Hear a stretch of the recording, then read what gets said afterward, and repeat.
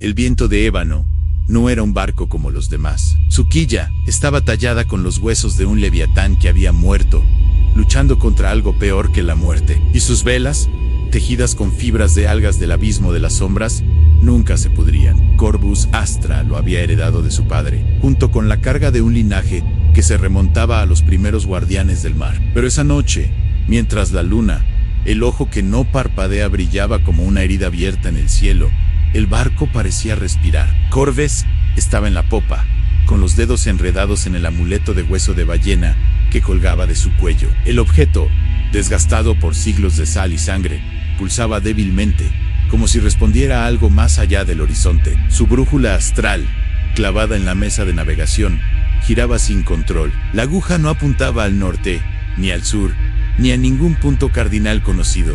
Apuntaba hacia abajo. «No es posible», murmuró, aunque sabía que lo era. Las cartas náuticas estelares que había robado del archivo imperial de Veritas estaban extendidas frente a él, sus tintes azules brillando bajo la luz de las estrellas. No eran mapas comunes, estaban escritas en una lengua que solo los Astra podían leer, una lengua que no se hablaba, sino que se sentía. Las líneas no marcaban rutas, sino cicatrices en el tejido del mundo, y todas convergían en un mismo punto: la isla olvidada. Pero Corvus conocía la verdad. La isla no era un lugar, era una prisión. Un grito desgarró la noche. Desde la cubierta, su único compañero, un viejo lobo de mar llamado Dane, señalaba hacia el este. «Barcos», rugió Dane, su voz ronca por décadas de gritar órdenes y maldecir tormentas. «No son nuestros». Corvus no necesitaba mirar, ya lo sabía. Podía oler la corrupción en el aire, en un hedor a metal oxidado y carne podrida. La gran armada imperial había encontrado su rastro. El almirante Beira no era un hombre, era una obsesión con forma humana. Su flota, compuesta por naves negras con velas de piel curtida, avanzaba como una mancha de aceite sobre el agua. Se arrastraban, impulsadas por algo que no era viento. Los tambores de guerra retumbaban en la distancia, un ritmo que no seguía el compás de los humanos, sino el latido de algo antiguo y hambriento. «Nos han encontrado», dijo Corvus, recogiendo las cartas y guardándolas en un tubo de cuero sellado con cera de abeja negra. «¿Y el otro grupo?», preguntó Dane, cargando su arcabuz con manos temblorosas. «Los piratas, esos malditos adoradores del Kraken». Corvus no respondió, no necesitaba hacerlo. La hermandad del Kraken oculto era peor que la armada. Mientras los imperiales buscaban el poder de la isla para dominar, los piratas querían liberarlo. «Prepárate», fue todo lo que dijo. El primer abordaje llegó con la niebla. Los hombres de Verra no atacaron como soldados, se movían como sombras, sus armaduras chirriando con un sonido que no era metal, sino huesos frotándose. Uno de ellos saltó a cubierta, su rostro oculto tras una máscara de hierro oxidado. En su pecho, grabada en la armadura, había una runa que Corvus reconoció al instante en el símbolo de los devoradores de secretos. Una secta dentro de la armada que creía que el conocimiento de la isla les daría inmortalidad. «Entrega las cartas, Astra», siseó el soldado, su voz distorsionada, como si hablaran dos bocas a la vez. «O te arrancaremos los ojos y los usaremos para ver lo que tú ves». Corvus no desenvainó su espada. En su lugar sacó un frasco de su cinturón y lo arrojó a los pies del hombre. El líquido dentro, una mezcla de aceite de ballena y polvo de estrella, estalló en llamas azules. El soldado gritó, pero no fue el fuego lo que lo mató. Fue lo que surgió de las llamas en una figura esquelética envuelta en harapos, con ojos que brillaban como faros en la oscuridad. El espectro agarró al soldado y lo arrastró hacia el mar. «No eran humanos», jadeó Dane, pálido. «Nunca lo fueron», respondió Corvus, mirando cómo la niebla se cerraba alrededor de los barcos imperiales. «Son solo títeres». Pero no eran los únicos. Desde el otro lado, donde el agua burbujeaba como si hirviera, emergieron los barcos de la hermandad. Sus velas estaban hechas de piel humana, y sus mástiles eran columnas vertebrales retorcidas. En la proa del barco más cercano, una figura encapuchada levantaba los brazos. El mar respondió, formando olas en espiral, como si algo enorme se moviera bajo la superficie. «El Kraken», gritó Dane. «Peor», corrigió Corvus. «El Kraken es solo un mito. Ellos son lo que queda cuando los mitos se hacen realidad». La batalla duró hasta el amanecer. Corvus luchó no con espada, sino con conocimiento. Usó las corrientes ocultas que solo los Astra podían ver, dirigiendo el barco hacia remolinos que tragaban naves enteras. Invocó vientos con palabras en lenguas muertas, y las velas del viento de ébano brillaron con una luz sobrenatural, cegando a sus enemigos. Pero por cada soldado imperial que caía, 2 más tomaban su lugar. Y los piratas no morían, se reconstruían, sus cuerpos mutando, sus huesos rompiéndose y volviendo a crecer en formas imposibles.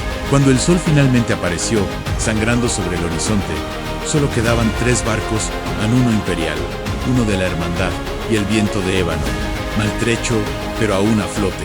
No podemos ganar, admitió Dane, escupiendo sangre. Una herida en su costado brillaba con un líquido negro, como tinta. Corvus miró sus manos. Las runas en sus brazos ya no eran solo tatuajes, se movían, serpenteando bajo su piel como gusanos de luz. Nunca fue cuestión de ganar, dijo, sino de llegar primero. Con un último esfuerzo, activó la brújula astral. La aguja se detuvo, apuntando hacia el abismo. Ahora, susurró, el mar se abrió.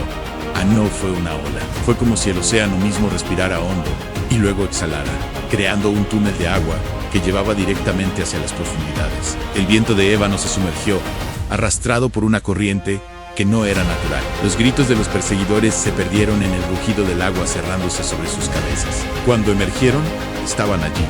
La isla olvidada no era una isla, era una herida. El aire olía a ozono y a algo más antiguo que el tiempo. En el centro, una torre de cristal se alzaba como un dedo acusador, sus paredes cubiertas de inscripciones que no eran letras, sino gritos congelados. Corvus sintió el amuleto arder contra su pecho. Las runas en sus brazos brillaban con una luz cegadora. Dane comenzó, pero cuando se volvió, su compañero ya no estaba. En su lugar, había una figura encorvada, con la piel agrietada como cerámica vieja. Los ojos de Dane ya no eran humanos.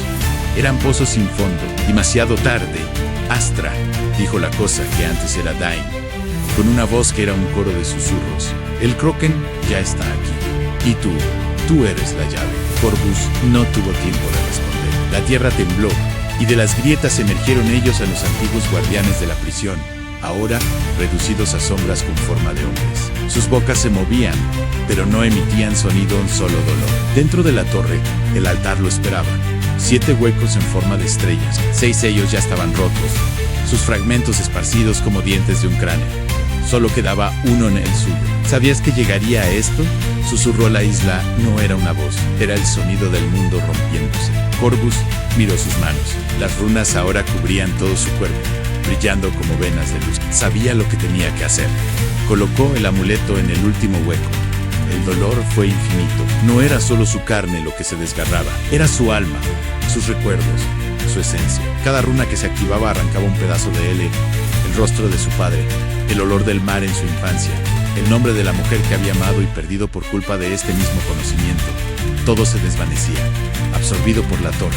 Afuera, los gritos de la armada y los cánticos de la hermandad se mezclaban en un coro de locura. Podía sentir como Veira y sus hombres irrumpían en la cámara, como los piratas se arrastraban hacia él, sus cuerpos retorciéndose en cosas que ya no eran humanas. «No», rugió Veira, levantando su espada.